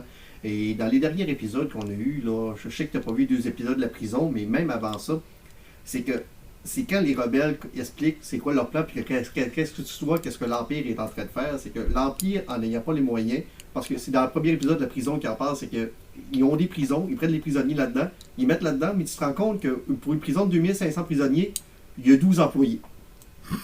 Parce qu'ils sont trop éparpillés partout, puis ils n'ont pas les moyens de contrôler tout ce qu'ils essayent d'opprimer là. C'est qu'ils règnent par la peur, en disant que tu fais de quoi, là, on va te tuer, puis ils électrocutent les planchers. Sauf que le problème, c'est que plus tu te rends compte que le monde sont en prison, puis le temps qu'ils vont passer en prison va monter, puis ils ne réussissent pas à sortir, puis ils ont toujours espoir, parce que quand le matin, ils vont toujours une journée s'enlever à leur sentence. Puis ils font comme je vais réussir à sortir. Jusqu'au temps qu'il y a une rumeur qui disent de quoi, qu'à un moment donné, ils ont fait il y a un prisonnier qui était libéré. Puis ils l'ont pas embarqué sur le bon bateau. Il est retourné dans sa même prison. Et là, tu tues l'espoir. Parce qu'en réalité, ils libèrent personne, ils font juste les changer de prison. Et c'est toujours ça dans Andorre, c'est que c'est une destruction de l'espoir. C'est comment tu prends un peuple qui est écrasé, puis tu fais comme, mais tu sais, c'est pas si pire que ça, on va sortir, mais t'effaces l'espoir à chaque fois. C'est un genre de 1984 dans l'univers de Star Wars. Oui, puis de l'autre côté, t'as la rébellion, la révolution, que ça veut se lever, que ça va pas assez vite, qu'est-ce que les autres font? Font presque pire que l'Empire. Parce que les autres, l'objectif, c'est de sacrifier encore le peuple, parce que plus le peuple souffre, Plus ils vont vouloir s'en sortir. Ça fait que t'as l'Empire qui fait des gaffes parce qu'ils n'ont pas ça, puis de l'autre côté, t'as la rébellion qui s'arrange pour que le peuple souffle encore plus pour le soulever. C'est du Star Wars mature. Vraiment. Moi, là, mon seul problème, puis moi, je suis à jour, là, j'ai écouté le dernier épisode, on l'a écouté hier, moi et Sophie, puis genre, moi, c'est le meilleur produit Star Wars que j'ai écouté depuis. J'avais des réserves au début, là, puis ouais, c'est so-so les 3 premiers, là, mais là où on est rendu, là, c'est de la grande télé. Puis mon problème rendu là, c'est que c'est tellement bon, c'est tellement deep, je suis tellement investi que c'est en train d'enlever des plumes à A New Hope. Genre, là, je suis comme, hey, j'ai tellement hâte de voir ce que l'Empire vont faire, j'ai hâte de voir ce qui va arriver aux rebelles. Ah, ouais, je sais ce qui arrive aux rebelles, finalement, ils vont rien que voler un plan, puis là, je fais comme, ah ouais, puis là, ils le donnent à la princesse Léa, puis là, c'est Luke qui est dans son vaisseau qui détruit ça. Puis là, ça devient à propos de Luke qui fait rien que sauter le même vaisseau encore dans 3 films, puis qui se bat contre l'Empereur, puis tout, puis là, je suis là. Ça, finalement, c'est beaucoup moins intéressant que de voir tous ces personnages-là souffrir, en avoir fait, des drames. C'est un peu, tu sais, puis peut-être, tu sais, que... Est-ce que Star Wars doit... Tu sais, là, à vous entendre, oui, vous adorez ça, mais est-ce que c'est vraiment le rôle de Star Wars d'aller là, tu sais, dans le sens où... c'est un peu ça, tu sais, j'ai l'impression pour ça que le reste, c'est pour les enfants, tu sais. Là, ça, c'est vraiment pour les adultes, là, tu sais, Je pense que c'est un des problèmes que Star Wars devait expliquer, c'est parce que veut pas, on sait tous que l'Empire était là, puis on s'est toujours posé des questions comment ça se passait sur l'Empire. Mais il devait répondre à ça. C'est un des côtés qui t'intéresse le plus de Star Wars, toi aussi, d'une certaine façon. Tu as oui. voulu voir comment l'Empire agissait. Oui, mais là, on est tellement dans une espèce de... Puis tu sais, pour avoir... tu sais, je me suis intéressé beaucoup à la Deuxième Guerre, puis les parallèles sont toujours là, puis on sait que Lucas aussi, ça l'avait inspiré, mais... N'empêche que la première trilogie, ça reste un conte fantastique, ça reste le comment est-ce qu'ils appellent ça, le truc du héros, le mythe du héros. On est dans la mythologie. Là, on est dans la politique. Là, on est dans le révolutionnaire, le 1984, la dystopie. Et Star Wars et dystopie, dans ma tête, ça sonne bizarre. C'est parce que, oublie pas que l'épisode 4 s'appelle Le Nouvel Espoir. Oui. C'est qu'avant d'avoir un espoir... Non, je comprends. Mais tu sais, je pense à des kids, ou à moi, kid, qui essaie d'écouter Andorre. C'est parce que c'est le ton qui clash. T'écoutes Andorre, puis c'est mature, puis là après t'écoutes, c'est ça, c'est une affaire d'enfant, Star Wars. Exact. Puis tu sais, c'est pas grave, c'est pas mais non, c'est pas grave. Là, mais tu passes vraiment du conte fantastique à, là, on est dans de la grosse politique, à un point tel que tu te poses la question, ça a-tu besoin de Star Wars? Moi, j'ai l'impression que ça, tu sais, ce n'était peut-être pas au début. Puis, c'est pas... J'écarte Sophie avec ça, là, mais moi, je fais comme... D'habitude, dans Star Wars, il y a des extraterrestres. Dans Andorre, là, c'est comme... Tout le monde est des humains. Puis tu vois que le créateur, lui, c'est comme... Ça ne l'intéresse pas vraiment, genre, les créatures. Tu sens que des fois, il s'est fait pousser par la prod. Là, ça nous prend des figurines. Ça nous prend... Ouais. Pas des figurines, mais tu sais, c'est comme... Là, à un moment donné, ça nous prend autre chose. Puis même, tellement là, que tu as des soirées au Sénat. Tout le monde est humain. T'as des prisons avec des milliers de personnes, c'est tous des humains. Tu sais, c'est... Quand tu compares, même Mando, ils ont beaucoup d'humains, mais tu sais, ils sont forcés à mettre des extraterrestres. Dans Andorre, c'est comme, il n'y en a pas. Puis là, je fais comme... Ça me donne l'impression que ce show-là, tu sais, il voulait raconter cette histoire-là, puis c'est une magnifique histoire, puis c'est super prenant, mais genre, Star Wars, c'était sa porte, là. C'était comme... C'est-tu un peu ce qu'on a dit tout à l'heure avec Ring of Power, tu sais, dans le sens que cette histoire-là... C'est le contraire de Ring of Power. Mais en voulant dire que cette histoire-là, elle sort de Star Wars pour qu'on l'écoute, mais sans Star Wars, elle aurait fonctionné. Elle aurait fonctionné. C'est quelque chose qui trottait dans la tête depuis Rogue One, tu sais, le côté qui était plus dark de l'Empire, de l'oppression. Régime totalitaire, rébellion. Oui, c'est pas très Star Wars, ou que c'était le côté que lui l'intéressait de Star Wars, c'est ce qui est écrit puis ce qui est adapté. Et ce qui arrive, c'est que au niveau de l'histoire, est-ce que les extraterrestres sont vraiment importants? Parce que là, il n'est pas en train de montrer une ségrégation des races comme l'Empire a fait, parce qu'il n'est pas là. Puis je pense que c'était pas l'objectif de présenter ça, parce qu'il faut pas oublier que sous le sceau de l'Empire, la 3/4 des races extraterrestres étaient dans les mines ou en train de bâtir une Death Star puis à mourir à tous les jours. Mais ma question, Alan, là... C'était comme les Chinois des montagnes pour les trains. Mais tu sais, ma question, Alan, là, c'est que Cette série-là s'appelle Crazy Train in Space with Space Dude. Puis c'est encore très bon, là. Oui, Mais ça reste. Exact, Mais, c'est mais je veux dire, ça a mais pas c'est besoin parce que- d'être ça n'a pas besoin d'être Star Parce Wars. que l'Empire, qu'est-ce qu'il présente, c'est quelque chose justement qu'on a connu à C'est travers ça. les derrière-guerres. Ça aurait pu donc- être n'importe qui, tu sais. Et ça, là, tiens, je t'amène un petit point plus loin. Tu sais, le problème que j'ai avec Andor, c'est que les trucs qui font que l'Empire est l'Empire dans l'univers de Star Wars ne sont pas là. C'est un régime totalitaire qui ressemble à n'importe quel régime totalitaire de n'importe quelle espèce de fiction ou de réalité qu'on a connue. Mais tu sais, les symboles qui fait que l'Empire était différent dans Star Wars, c'est les Darth Vader, c'est les Empereurs Palpatine, c'est les Inquisiteurs, c'est les... Tu sais que Là, sont pas là. 98,9% de la galaxie ne savait même pas que Darth Vader existait. Je sais, mais c'est pas ça que j'ai... Tu sais, je veux dire, Star Wars, c'était pas ça. Mais tu sais, même dans l'Empire, là, hein, pour presque tous les employés de l'Empire, là, personne ne croit que Darth Vader existe. Oui, je comprends. Tu sais, les employés, là... Sauf que sans Darth Vader, l'Empire, ce n'est qu'un régime totalitaire parmi tant d'autres. Ouais, mais c'est parce que Vader ne servait à rien dans l'Empire. C'est juste que les films ont donné de l'importance. Tout a donné de l'importance à Darth Vader. Mais Darth Vader, au niveau du sein de l'Empire, a rien fait avancer. Là. C'était une arme de dissuasion qu'il envoyait dans des situations qui étaient les pires puis qui a chassé des Jedi. Mais au niveau de l'avancement de l'Empire, là, au niveau d'évolution, au niveau politique. Il n'a jamais rien fait au niveau politique dans C'est ça. Ben, ça revient à mon point. Est-ce que le niveau politique de Star Wars m'intéresse à ce point? C'est ce que je me pose comme question. Ben, tu sais, tu l'as vu dans Vader, dans Obi-Wan, est-ce que c'était si awesome que ça? C'est, tu sais, Obi-Wan... Le petit enfant de 10 ans, moi, dit oui. L'adulte dit Urk. Ouais, c'est ça, là. Mais je suis comme déchirante les deux. Déchiré! Comme dans Notre-Dame de Paris. Absolument déchiré. Mais c'est une œuvre Je magistrale. trouve ça intéressant, je suis d'accord avec vos deux points de vue, mais tu sais, moi je reviens tout le temps à une bonne histoire et une bonne absolument, histoire, peu absolument, importe c'est quoi ton absolument. moteur, puis Andor, c'est une bonne Puis, histoire. sérieusement, les dialogues aussi sont d'une puissance. À la fin du deuxième épisode, justement, de la prison, t'as le gars qui vend ses œuvres d'art, il fait un speech à un officier du ASV. C'est malade. Et il parle des sacrifices que lui a dû faire pour arriver à ce qu'il est. Sérieusement, ça te jette à terre. Luten, le speech sacrifice et sa scène de vaisseau, là, moi c'est devenu automatiquement un de mes moments Sa scène de préférés vaisseau, là, je te dis, là, Solo, là, si Han Solo a vu cette séquence-là, bon, je crois qu'il est tombé, il a fait je suis vraiment une couille molle. Tu vas le savoir quand ça arrive, là, assis-toi dans ton siège puis enjoy ce qui se passe. Sans compter aussi, là, c'est tellement cool, là. Il y a un gars qui avait dessiné un dessin de Star Destroyer en 1974 qui avait été mis sur les palettes. Ils l'ont mis sur un fond d'écran pendant le film Solo, ce Star Wars Story. Et là, on l'a vu sur Star Destroyer. Non, vous attisez ma curiosité que je vais sûrement aller vérifier ça. Ça m'intéresse. Le Star Destroyer est cool. Puis c'est vraiment un design qui avait été écrit, qui a été dessiné en 1974, puis il avait été rejeté. Puis c'est vraiment cool qu'ils ramènent ça aussi. Mais je rêve quand même de voir, puis ça arrivera pas, mais de voir, j'aurais aimé avoir le take de l'empereur par cette gang-là. Comment eux, ils le voient. Puis j'aurais même été prêt à ce qu'il soit pas pareil que dans les films, là. Parce que le narrateur est pas le même. Tu sais, qu'on le voit plus... Tu sais, nous, on le voyait mystique dans la guerre entre les Jedi et les Sith, on le voit dans...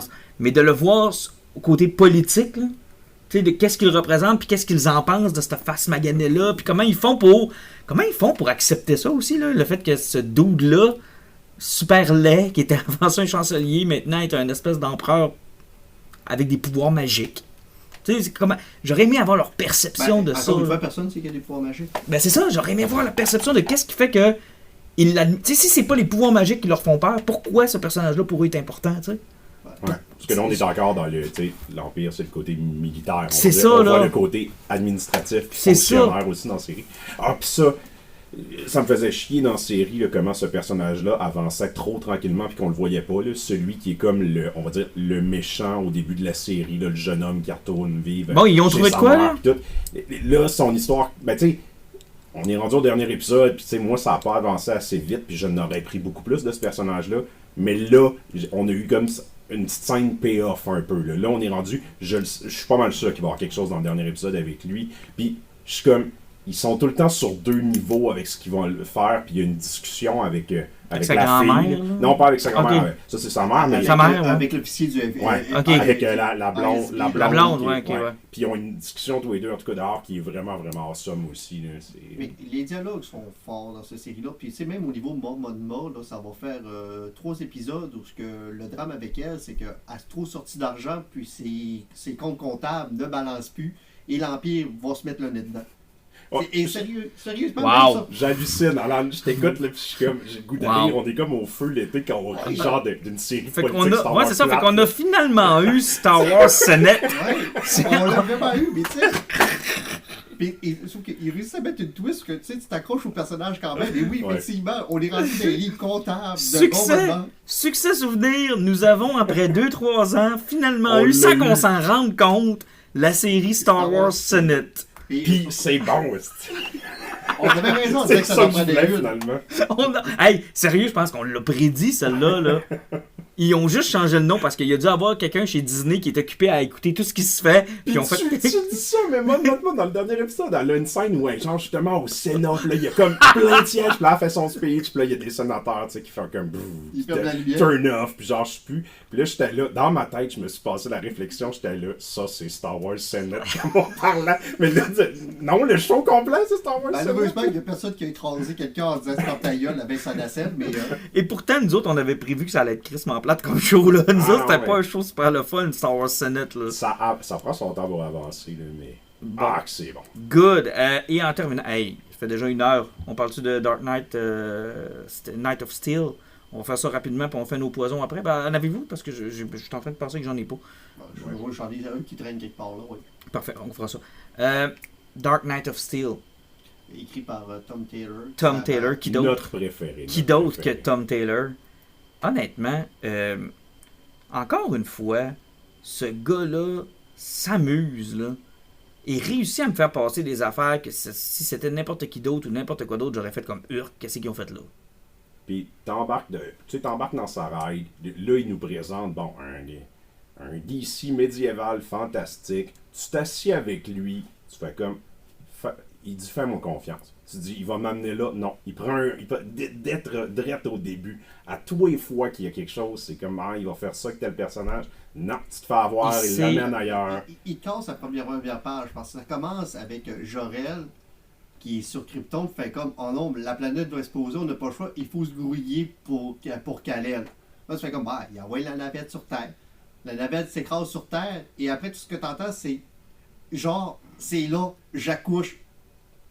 Déjà, là, tu commences, tu fais comme, t'as peur, là, ils se sont sauvés toute la famille. Tu fais comme, ok, elle avait pas encore accouché, puis ils ont pas juste sauvé le bébé, les deux sont partis avant qu'elle accouche. C'est extraordinaire. Et à toutes les. Tu sais, quand il y a eu ce projet-là, puis je l'ai vu dans le preview, je m'étais dit, c'est tellement facile à écrire. Ouais. Moi, je pourrais l'écrire. Une version de DC Comics dans le médiéval, donne-moi une feuille, donne-moi un papier. Batman va être le Moi, chevalier noir. Batman, le puis- chevalier noir, Superman va être une espèce de lancelot hyper vertueux. Puis Wonder Woman, une reine à quelque part. Bah, tu vas voir, moi, de faire ça rapide. Mais là, puis je sais pas ça, on spoil-tu? Bah, on va spoiler un peu quand même. Il y a un peu. On va y Hey. Parce faire que partie, le oui. gros spoil est à la fin du premier numéro. Hey, écoute, là, Batman qui est non seulement le fils de Thomas et Martha Wayne, mais c'est pas vraiment le fils de Ouais. Thomas Wayne. Et c'est Jor-El qui s'est amusé avec Martha un soir. Mais c'est-tu pas incroyable? Ils ont fait Batman un Batman et Superman sont demi-kryptonien. des frères, ouais. Et là, quand j'ai lu ça, j'ai fait comme non, oh man, c'est trop hot, mais non, mais oh mon dieu que c'est bon. Puis comme dans toutes les bonnes séries, tu sais, on voit on va dire les vilains, la faction, tu sais, là, c'est le roi qui est Black Lightning, puis tout son entourage, Constantine, tout ça. Puis moi, tout le long de la série, je suis pas capable d'haïr personne, je suis pas... Genre, toutes les factions ont raison, il y a plein de Black quiproquos. Lightning n'est pas un méchant. C'est juste que lui, quand Jor-El s'est planté sur Terre, et les autres qui ont vu la série, t'avais Constantine qui était sur un bad trip d'acide, qui a eu une prophétie en disant comme il y a une force surhumaine qui va brûler qui peut brûler l'air alentour de vous, qui va détruire votre monde. Puis il voyait ça comme une race extraterrestre, puis les extraterrestres qui volent, qui tirent des lasers par les yeux sont arrivés pour de vrai, c'est que eux, pour eux autres, c'est l'ennemi à battre selon une prophétie de magicien. Et le problème de la famille L, c'est que sur une île, il y a plein de magiciens comme des Green Lantern, comme des Black Lightning de ce monde, des John Constantine de ce monde.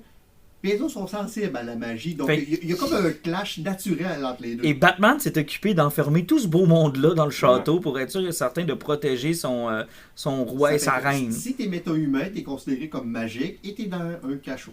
Mais c'est incroyable, parce que les twists, le Green Man, que j'ai Ouais. jamais vu venir, la sœur qui, je soupçonne, n'est pas la sœur, là. Il doit y avoir Ouais, un non, twist ouais, qu'on n'a clairement, pas c'est vu ça. encore, là. Ça va être Martian Manhunter. Ouais, il y a de genre, quoi, là. ça va être C'est ça. sûr qu'il va y avoir des twists quelque part. Puis même la façon qu'ils ont remis la famille Jonathan et Martha. Oui. Oui, qui récupère le... Ah, c'est-tu bon, Vous n'avez ça? pas encore lu le numéro 7, parce que le numéro 7, tu te rends compte que ce couple-là, c'est eux qui hébergent les Teen Titans que Ra's al Ghul va avoir. Puis Ra's al Ghul qui arrive là-dedans Ouais. avec C'est Etrigan. Etrigan. Il a mélangé des origines, des personnages. Il l'a fait de brillante façon. On y en veut pas. Et rien que pour vous donner un exemple, ça c'est du classique Tom Taylor, puis il joue tellement bien sur toutes les factions. Le personnage de Lois Lane dans la série, c'est comme une espèce d'espionne. Elle se promène entre les deux factions, elle est avec les Amazones, mais elle est aussi avec la gang des L.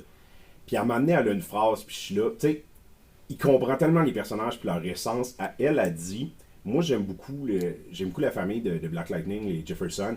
Puis elle dit, Constantine, par contre, j'ai un problème avec, parce que, tu sais, ils se font trop avoir par, tu sais, c'est de la magie, il faut écouter les prophéties, les superstitions. Elle dit, moi, je me fie au Cold Hard Fact. Tu sais, ça me prend du jus. Une journaliste. C'est une journaliste, tu sais, c'est comme, tu vois en 2 phrases là, qu'il a compris le personnage, puis il est capable d'y donner un rôle qui est complètement différent, mais l'essence du personnage reste là. Tu sais, Batman reste Batman, même avec sa connexion avec Superman. Oui. Ce qui est cool, là, c'est parce qu'il y a un one-shot qui est sorti avec 3 histoires dans cette série-là.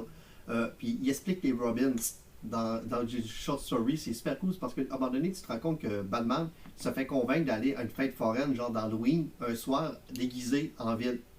Puis il y a des fous qui volent quelqu'un. Puis Batman n'est pas capable de s'empêcher d'être Batman. Il essaie de les arrêter, mais il se rend compte que les flous sont super agiles. Et là, tu te ramasses avec le phénomène Sherlock Holmes.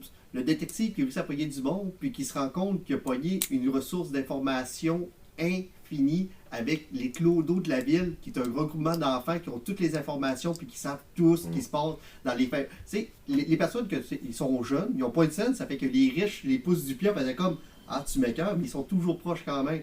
Et il les recrute à la Sherlock Holmes. C'est Robin, c'est exactement le même principe. En fait, il est le Walshingham de cette famille-là. Là. Ouais. Il se sert de ses Robins pour espionner, pour placer ses pions, pour être au courant de ce qui se passe dans les autres royaumes. C'est tellement bien pensé. Puis, C'est suite tellement au bien début, pensé. là, quand il revient, puis, tu sais, son but numéro 1, c'est de protéger la famille royale. C'est son frère, mais son meilleur ami, Superman, qui veut tout le temps lui aller se battre, puis il fait comme non, laisse-moi faire la job sale, moi je suis là pour vous protéger. Puis, tu sais, Superman, à un moment donné, il dit écoute, t'amènes des enfants avec toi pour te battre, puis tu me laisses même pas partir, c'est tellement drôle, tu sais. Tu penses au team-up, non, Superman n'a pas le droit d'être là, mais il amène des kids avec lui. Écoute, c'est une superbe série. Si vous voulez quelque chose là qui est pas lourd en continuité, vous voulez vous amuser, vous avez trippé sur DC's, vous avez trippé sur Injustice. Le seul problème que j'ai, c'est qu'il prend des décisions rapides, il mélange beaucoup de personnages, on en perd rapidement. Ouais, faut suivre. Le choc de tuer des personnages pour nous surprendre, ça, je trouve toujours que c'est un de ses défauts. Parce qu'arrive un moment dans l'histoire où il doit regretter d'avoir tué certains des personnages, qui étaient forts et qui étaient bons. Oui et non, parce que, en tout cas, normalement, ce qu'il veut faire, c'est une histoire complète. Là, ça va être un 12 numéros.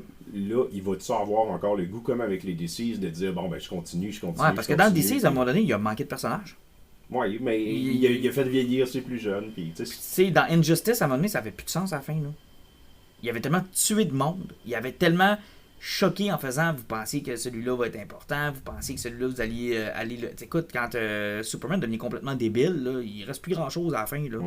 Il reste plus grand-chose. Alors, je trouve qu'il se débarrasse de ses personnages. Puis encore Black Lightning, ça n'a pas duré longtemps. Là.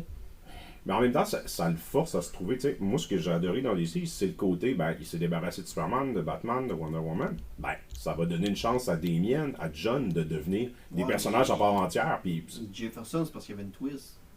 Oui. À cause de Ra's al Ghul, ça fait que le père soit mort, ça donnait. La twist est peut-être plus importante avec ce qui se passe avec le fils. Là. J'ai hâte de voir, effectivement. Bref, très très bonne série. Allez vous procurer ça. Poison, exceptionnellement, je vais vous en faire un chacun un, mais moi je passe mon tour cette fois-ci. J'ai rien. Honnêtement, j'essaie de trouver de quoi, mais on a parlé de tout ce que j'ai vu et lu cette semaine. Ce qui est une très mauvaise chose. J'ai comme rien de côté. Je vais y aller avec un livre que je viens de finir de lire cette semaine de Jason Pargin, qui était anciennement connu sous David Wong, le gars que son premier livre a été John's Dice at the End. Donc, il a fait un film aussi par rapport à ce livre-là. Il est rendu au 4e volume dans cette série-là. Je pense que le dernier, je vais dire le titre en français parce que je ne m'en rappelle plus vraiment, je pense que si vous lisez ce livre, vous n'êtes pas dans le bon univers. OK. ouais. Dans le fond, c'est l'histoire de David Wong et de son acolyte John. Eux autres, à un moment donné, dans le premier volume, ils étaient d'un party, puis ces deux fuckés ben gelés. Puis à un moment donné, il y a un gars qui leur a proposé de prendre une sauce spéciale, parce que ce sauce-là ouvre ton esprit sur le monde paranormal, puis les autres, ils vivent leur ville et sur un paroxysme. C'est vraiment sur des lignes qui se touchent, où tout ce qui se passe bizarre dans le monde, c'est dans ce ville-là que ça se passe. Et involontairement, ils deviennent des champions du paranormal, mais ces deux junkies qui jasent, qui parlent pas bien, qui sont vraiment pas intelligents, qui sont très stupides, qui sauvent le monde dans chacun des romans. Et encore une fois, dans le 4e, ils ont été obligés de sauver le monde à cause des univers parallèles, des voyages dans le temps. Ils n'ont jamais compris de rien de ce qu'ils ont fait. C'est toujours aussi drôle. Sérieusement, si vous voulez lire quelque chose qui est complètement absurde, là, cette série de 4 livres-là, c'est vraiment du bonbon. Si vous aimez le paranormal, si vous aimez la magie, et si vous aimez ce qui est vulgaire et très drôle, là, c'est un must. Disponible en français? Je pense pas que ça soit traduit. Non, ok, c'est en anglais? Ok, j'en ai... Moi, je vais y aller avec un film qui est disponible présentement sur Disney+, une nouveauté d'horreur qui s'appelle Barbarian. Ah, j'ai pas vu passer ça. C'est vraiment excellent. Une fresh take sur les films d'horreur. Je dirais que c'est un peu dans le même genre que les films de Jordan Peele, genre Us, Nope. De l'horreur, on va dire, contemporaine, qui a un message social, mais qui aussi est faite par quelqu'un qui vient du milieu de l'humour. Le réalisateur, c'est un acteur qui jouait dans Whitest Kid, You Know, qui était une troupe, en tout cas, humoristique américaine. Le concept, une fille qui s'est louée à Détroit, un Airbnb, elle va auditionner pour une job, elle arrive sur place, il y a déjà quelqu'un, il y a un homme qui est à l'intérieur. Elle rentre, elle décide d'aller voir, il est arrivé effectivement un malentendu, ils ont loué tous les deux la même raison. Fait que ça va suivre toutes les traces qu'on s'attend. Elle est méfiante, qu'est-ce qu'il va faire avec elle, est-tu dangereux, y a-tu quelque chose, puis nous autres en tant que spectateurs, on suit ça tranquillement, et il arrive un reveal en plein milieu du film, tu fais comme boum, là on part complètement ailleurs, il y a une twist qui arrive, puis on se laisse aller avec ça. C'est extrêmement intelligent, c'est super angoissant, c'est même drôle par moments. Mais c'est produit par Disney Plus ou ça vient d'atterrir? Non, c'est rien que Disney Plus ont acheté les droits sur le film. Ok, parce que c'est pas un vieux film qu'ils ont mis sur Disney Plus. Je dis sur Disney Plus, vous allez le trouver par Stars. Parce par Stars. Sur Disney, parce qu'en tout cas, il y a des scènes quand même choquantes, là, ça reste un film d'horreur. Là. Mais je vous dirais, si vous avez le goût, puis allez pas voir la bande-annonce, lisez pas sur le film, tenez-vous-en à ce que je vous dis, si ça vous parle le moindrement, allez l'écouter, très agréable surprise. Merci beaucoup. Hey, j'en ai un finalement, Poison. C'est le livre que tous les jeunes ont connu, que moi je connaissais pas. Spirale de Junji Ito. On a une table où on a exposé plein de bandes dessinées, puis j'en ai quand amené ça. Ouais, Spirale de Junji Ito. Mais c'est parce que pendant toute l'heure et demie qu'on a été là, il y a au moins 5 ou 6 filles qui sont arrivées à la table, puis qui connaissaient ça. Et moi, j'étais une bobite il y a 15 ans quand j'ai acheté ça, puis personne connaissait. Mais elles étaient toutes omnibulées par le livre, pas parce qu'elles connaissaient ça, parce qu'elles n'étaient pas capables d'en avoir une copie, ou encore, elles se demandaient pourquoi il y en avait une copie là. J'ai vécu de quoi d'assez Twilight avec ça, donc il va falloir que je lise ça. Visiblement, là, tout le monde l'a lu. Là. Ouais, c'est vraiment excellent. Une communauté qui est possédée par des signes de spirale. Le monde se transforme en escargot, deviennent fous, ont des spirales dans la tête, ils perdent les yeux. En tout cas, c'est super trash, c'est vraiment cool. Il va falloir que je me mette là-dessus. Ça te l'intéresse ça? Ça a l'air ça. À la prochaine, messieurs. À la prochaine. Bye.